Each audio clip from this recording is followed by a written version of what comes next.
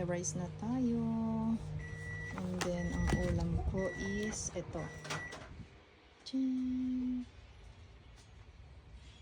Ito na.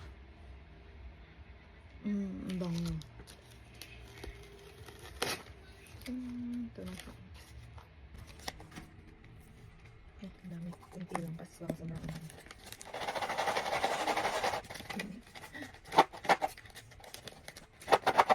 Kasi nalobat ang phone ko. Ay no, hindi siya nalobat. Full tank. So gagamitin ko itong phone nila kay Jeff. Ayan, taste test na tayo. Ito yung phone ni Barcelona. PS Barcelona. Mag-dark. Narinig niyo ba yung kasi sa? Ang sarap. Ito yung suka ko.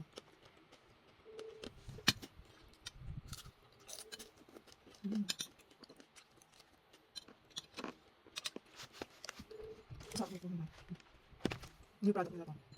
Sarap. Pwede pang pulutan, pwede may ulam. Sarap. Titikman daw nila yung olives. Yung ube.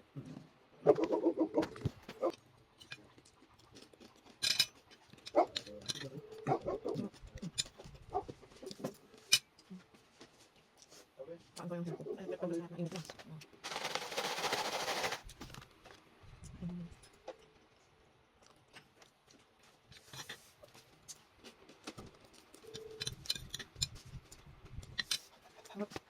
Second take pa ako.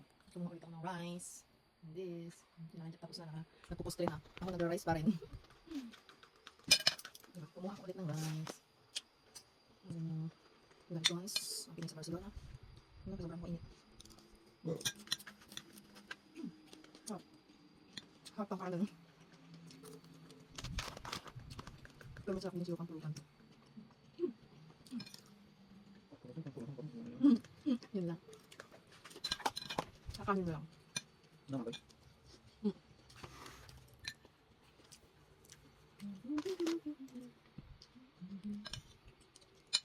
Try nyo din mga chika.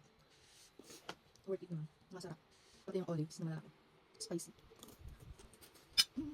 Adios!